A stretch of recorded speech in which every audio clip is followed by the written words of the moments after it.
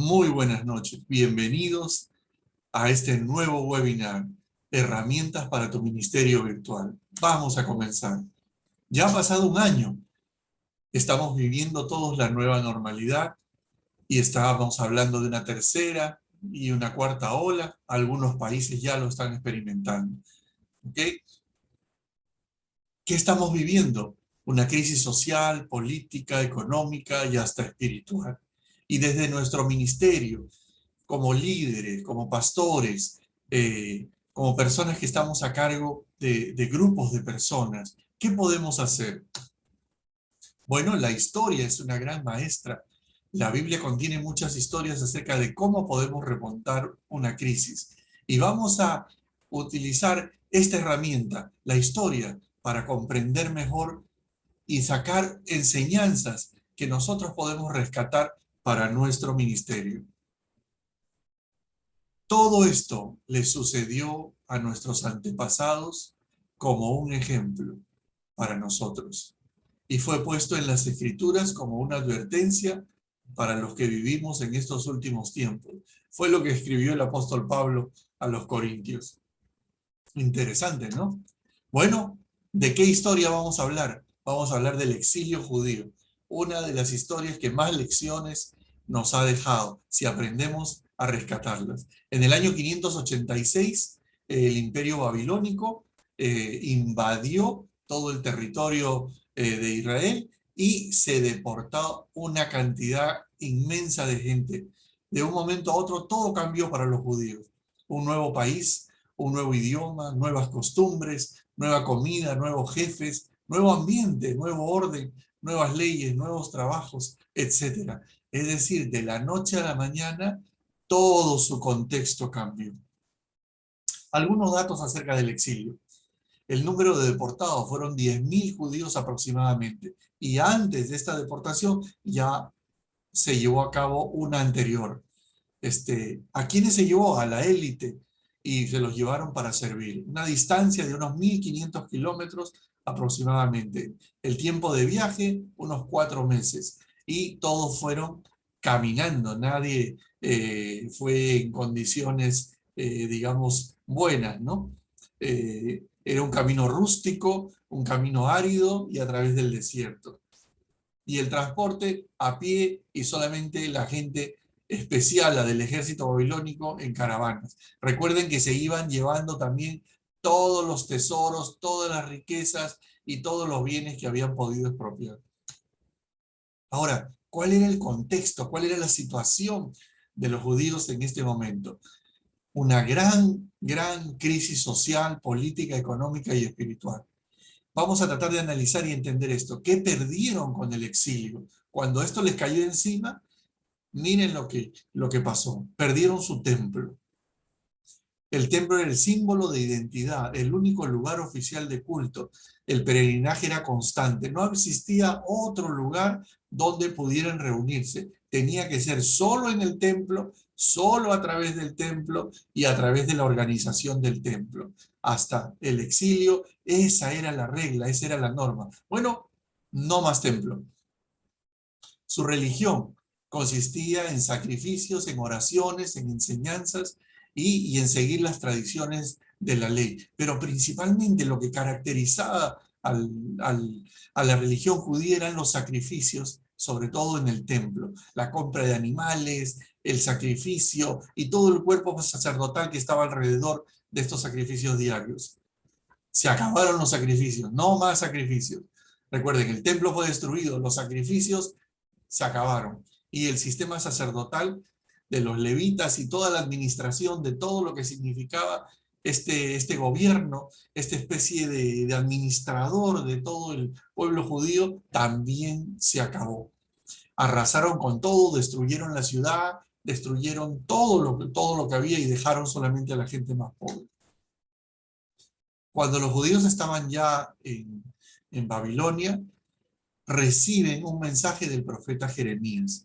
¿Por qué? Porque todos ellos estaban pensando, ¿qué hacemos ahora? ¿Cuánto tiempo durará? ¿Regresaremos? ¿Nos libertarán? Es decir, había un ambiente de incertidumbre total. Pero Dios, que tiene todo bajo control y que sabía lo que hacía, y que tiene propósitos para cada cosa que hace, les envíe este mensaje. Ya que están allí, construyan casas y vivan en ellas. Cultiven sus granjas y coman los frutos que allí se den. Cásense y tengan hijos. No dejen que su población disminuya. Asegúrense que sus hijos e hijas también se casen y tengan hijos. Además, trabajen para que prospere la ciudad.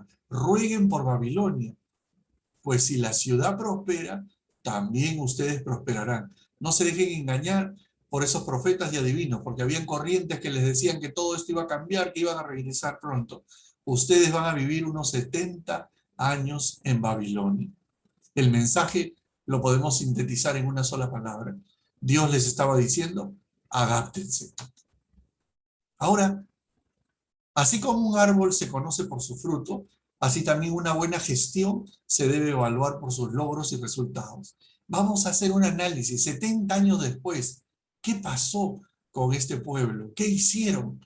Cada uno de nosotros que estamos aquí, estamos dirigiendo o estamos a la cabeza de una organización, un ministerio.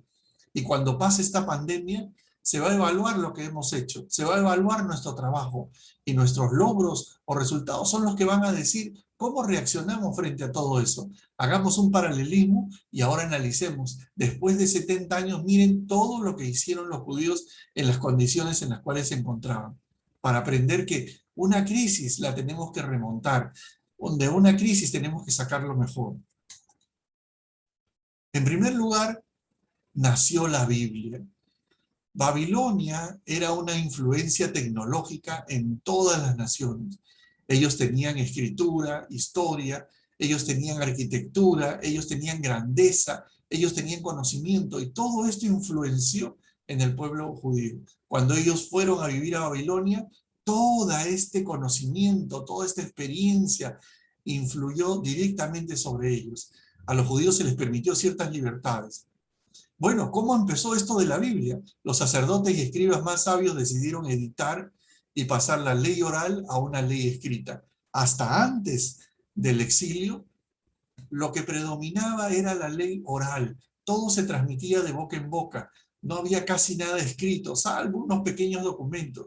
Todas las historias del Antiguo Testamento que conocemos permanecían de forma oral. Esa era la tradición, esa era la forma de compartir las ideas y enseñanzas. Entonces nació en el tiempo un largo proceso de encontrar, compilar y editar la acción de Dios en su historia.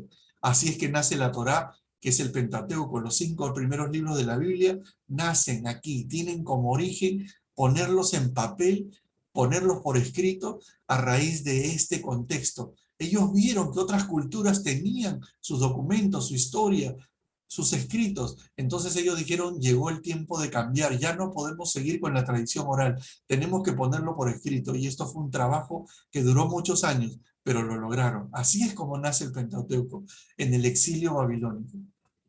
Entonces, el exilio se convirtió en un tiempo de gran producción literaria. 1. 2. Nace la sinagoga. Cuando ya no había templo y todo había girado alrededor del templo, ellos tuvieron que transformarse y decir, bueno, ya no tenemos templo, ¿ahora qué hacemos? Es así que crean, diseñan una nueva forma de organizarse, de reunirse, y nace la sinagoga. El principal objetivo de la sinagoga era preservar 3 áreas fundamentales: lo social, lo religioso y lo intelectual. Esto fue a través de un largo proceso. La sinagoga se fue transformando y cambiando y mejorando. Miren cómo empezó. Empezó dirigida por laicos. Luego fue un lugar de lectura y de enseñanza. Después fue un lugar para servicios religiosos y finalmente un lugar para escuela, y también sirvió para efectos de justicia. Entonces el exilio se convirtió en un tiempo para nuevas actividades, y una de ellas, y todas estas nuevas actividades se hacían en la sinagoga. Hoy nosotros también muchas veces pensamos esto, ¿no? Nos hemos quedado sin templos. ¿Y qué vamos a hacer? Tenemos que reaccionar, tenemos que adaptarnos, tenemos que cambiar. ¿Qué cosa podemos hacer? Cuando algo sucede, cuando algo interrumpe nuestra vida, tenemos que reaccionar y rediseñar nuestros planteamientos y nuestros objetivos. Nació la escuela. Hasta antes del exilio, ellos tenían una forma muy rudimentaria de enseñar, pero la escuela se desarrolló de una forma distinta. Los sacerdotes, los levitas quedaron a un lado, porque ya no había nada que sacrificar. Surge una nueva figura que se llama el rabino. Debido a la falta de vocales en el texto hebreo, los niños tenían que aprender de memoria, de los 9 hasta los 15 años. Habían 3 niveles de educación, pero se concentraron en que los niños aprendieran las escrituras de memoria. Y esto hacía que estos chicos, cuando llegaban a los 15 años, los que llegaban a terminar esta formación, pudieran tener toda esta información, todas las escrituras de memoria y fueran capaces de transmitirlas también a otros. La educación no incluía las escrituras, las clases eran todos los días por las mañanas, incluidos los sábados. Los sobresalientes se convertían mañana más tarde en rabinos, maestros de la ley y escribas. Pero había un gran grupo de excluidos, los que no daban la talla porque no tenían la capacidad de memorizar. Entre ellos no iban a la escuela las mujeres, los artesanos, los pastores, etcétera. Se dedicaban a esas actividades porque no habían dado la talla, porque se exigía la capacidad de memorizar las escrituras. Y quienes no lo podían hacer eran invitados a dedicarse a otra profesión. Entonces el exilio se convirtió en un tiempo de aprendizaje y de formación. Ellos se dieron cuenta que este era un gran trabajo, dedicarse a la formación de las personas, lo que no habían hecho antes. Antes el sacrificio, las oraciones, las reuniones lo ocupaban casi todo el tiempo, pero ahora descubrieron que había algo más profundo que hacer. Y cuarto logro importantísimo que revolucionó toda la cultura judía y hasta nuestros días, es que nació el culto a la palabra. Nació un nuevo concepto. Para encontrarse con Dios ya no era necesario un templo. De un culto de sacrificios pasaron a un culto de la palabra, porque entendieron que Dios estaba en la palabra. Dios estaba en todos lados, pero sobre todo en su palabra. Inicialmente empezaron con un énfasis en la lectura, en la interiorización de la palabra, pero después surgieron nuevas cosas porque la gente empezó a darse cuenta que había un mundo detrás de la palabra. El exilio motivó el surgimiento de una nueva función religiosa, la interpretación de la palabra junto con todas sus implicancias. ¿Cuál fue el resultado entonces hasta aquí de lo que hemos visto? Porque hubieron más, que después de 70 años de exilio lograron preservar su religión, su cultura y su fe cuando retornaron a Israel, después de que el rey Ciro dio el decreto de que regresaran. Pero no todos los judíos regresaron, pero esa ya es otra historia.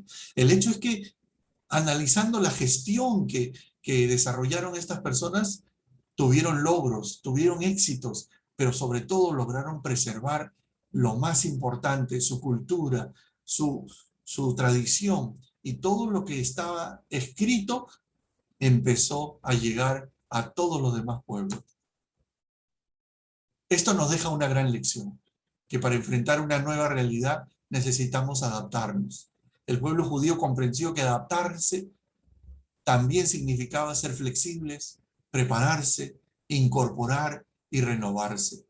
¿Lo estamos haciendo nosotros? De eso se trata este seminario, este webinar que estamos teniendo hoy.